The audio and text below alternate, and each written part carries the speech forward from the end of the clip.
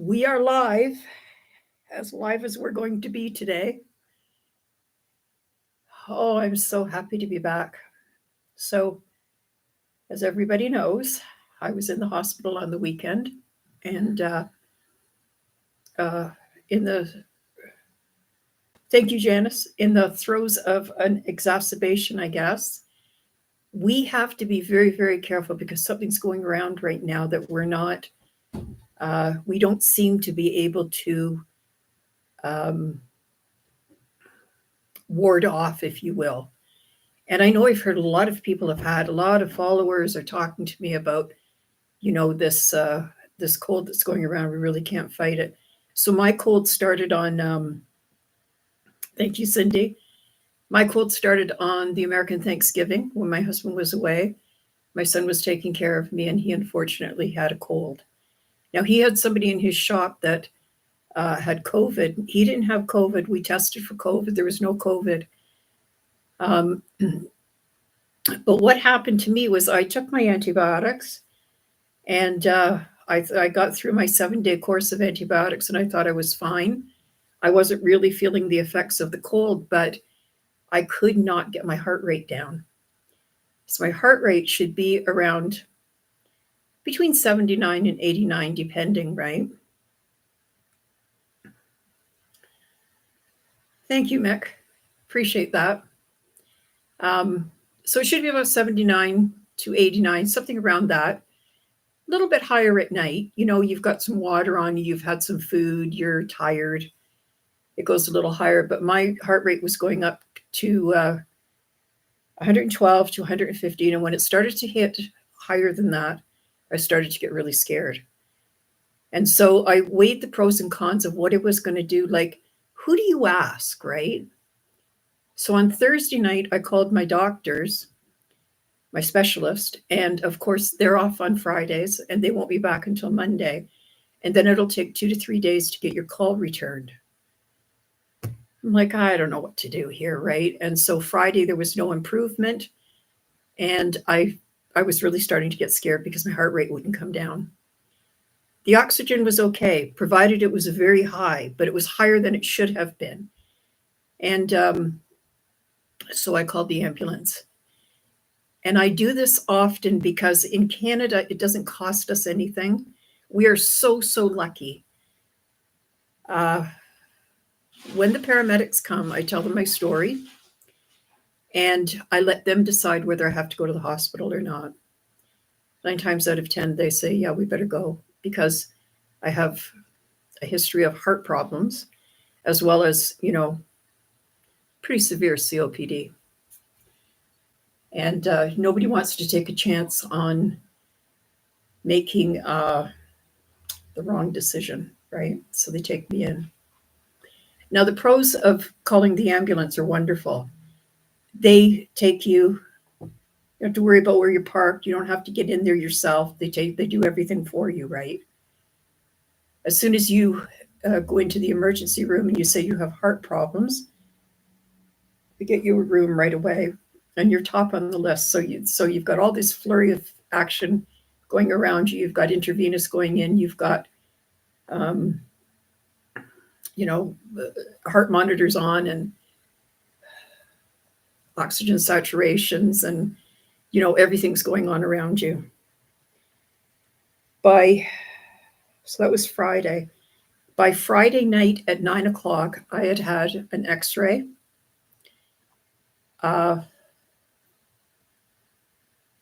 Scan,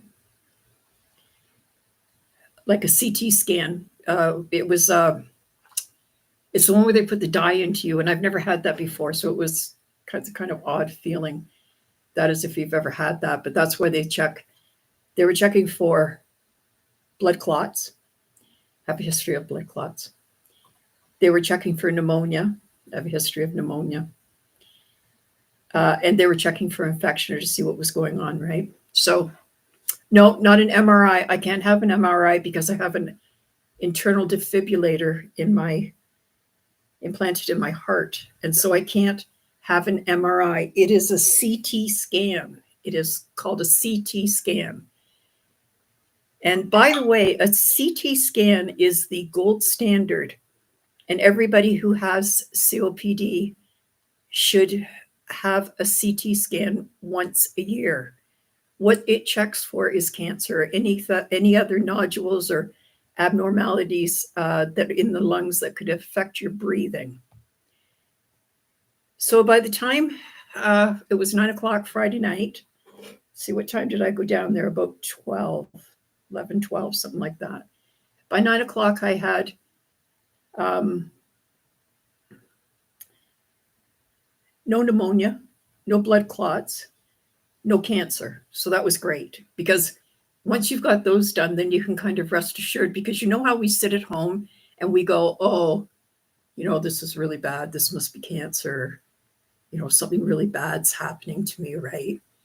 So by the time we got there, I was just calming down a little bit and realizing that, okay, this is nothing major. This is okay. But what they did say is that there's so much inflammation that your heart and lungs can't possibly work properly. So another round of antibiotics, another round of steroids, and monitoring my condition, right? So that was Friday night, and everybody spends Friday night in the emergency. Everybody spends Friday night in the emergency. Or the first night in the emergency, and then they usually find a room and take you to the step-down ward. Once you're in the step-down ward, then you're on your way home. So here's the cons. When you're in emergency, you're usually in a private room or a private cubby. It's not really a room. I wouldn't really call it a room. And you are sleeping on a stretcher. So that's kind of uncomfortable, right? They have no pillows because everybody steals the pillows, so they don't have any pillows. They have very little in the way of blankets because everybody steals the blankets. And so you make do with what you've got, and if you don't bring it with you, then you're kind of out of luck, right? So I went up to the step-down ward the next day, and it was wonderful. These people are run off their feet. There's no question about it. Our healthcare system is a disaster compared to what it was 7 years ago. The nurses come on and they start running, and they don't stop. They don't stop. They don't stop to go to the bathroom. They don't stop to eat. They don't stop for anything. They have no time to take care of you. There is no quality of care in our hospitals. The people are very, very kind. The nurses are great to you. They just don't have any time. And so Saturday night, I had to go to the bathroom, which means that I have to change my oxygen from the wall to the cannula. I have to put on a cannula. And my oxygen has to go up when I get up because I have a flow meter. And so that's what I do at home. Turn my oxygen up. I go and exert myself. I turn it down when I'm finished and I'm recovering. But it takes me a couple of minutes, right? When you get up to go to the bathroom, wherever you go to sit down, and then you have to recover for a few minutes. But they don't have time for that. And once I've recovered, then my oxygen has to go down a little bit because I'm a retainer. So if my oxygen gets too high, it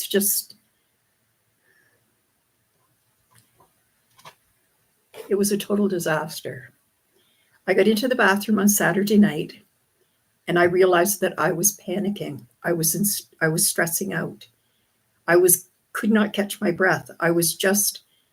This is the first time in so long that I have lost control and started to panic. And I thought, to hell with this, I'm getting out of here. I know there's nothing major now, and I need the antibiotics and the steroids, and these people have been fabulous to me, but they can't take care of me. They just don't have the manpower to take care of me. So I called my daughter and said, can I come home? And she said, yes, you come home and you will be taken care of at home. And you don't have to stay there. You've got all your answers now. So I got the hold of the doctor in the morning and I said, I'd like to go.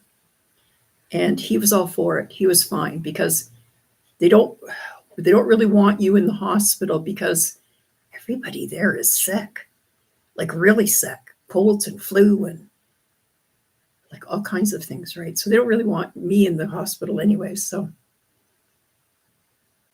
anyways, so that's what happened. So I came home on Sunday. I was home by noon. I was in bed with 2 Tylenols at probably 10 after 12, and I slept until 3 o'clock.